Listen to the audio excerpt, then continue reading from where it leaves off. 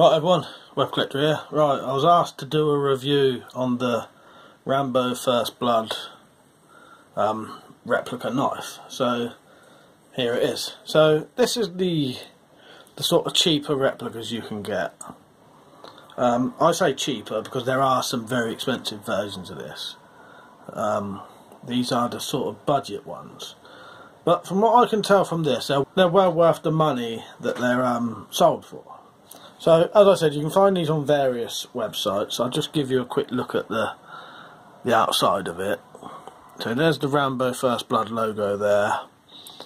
The sheath, I'm not sure if it's real leather or imitation leather, but it's not a bad sheath. It's not the best sheath ever. I'll tell you why in a minute, but it's okay for what it is, if you know what I mean. So there's the handle. And then here's the actual knife, and you can see it's got that, you know, that lovely survival knife look to it, made famous by the Rambo films. So the sheath first. So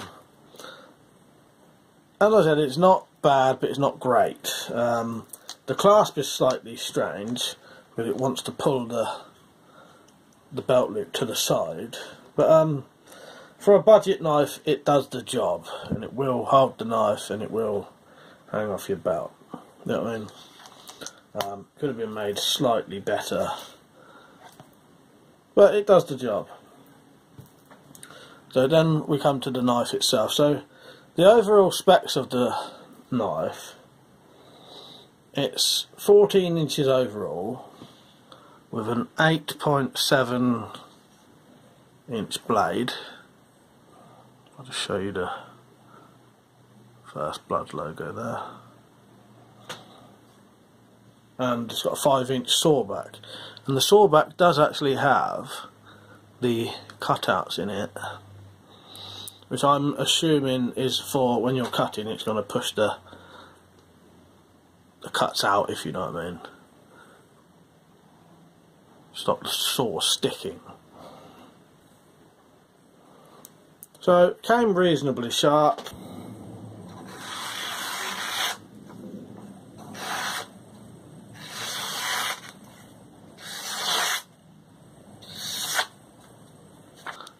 So let's get a good look at the blade there. Yeah, I absolutely love the shape of this blade.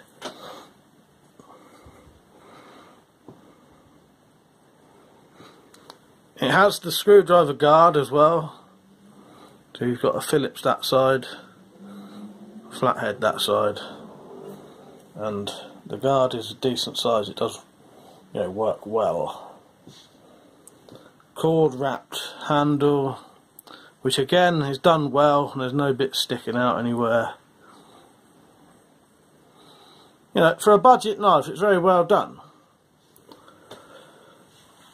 The whole entire knife weighs 550 grams, so you know, that's not overly heavy, I don't think, not for a big knife like this. And the blade is 420J stainless steel with a sort of sandblasted effect on it. Yeah, I like this a lot for a budget Rambo knife. It's very well done, really. And then in the end here, in the pommel end, you have the survival kit and the compass. So you undo this cap, and it's spring loaded, by the way, so this will shoot off if you're not prepared. Then you have the compass there, which I will confirm does work. The direction that is facing right now is north, where I am. There's the little button compass in the pommel.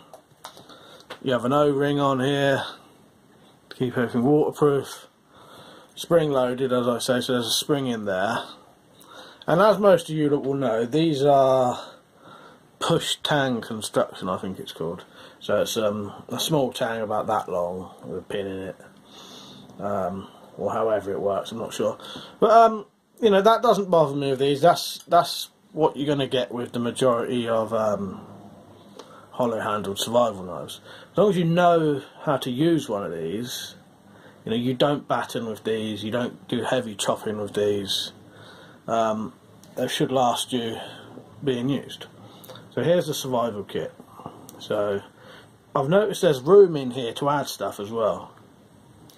So in here in the little bag is a plaster, some matches and a striker, fishing hook, fishing line, and some sewing needles. Let's get it out and have a look.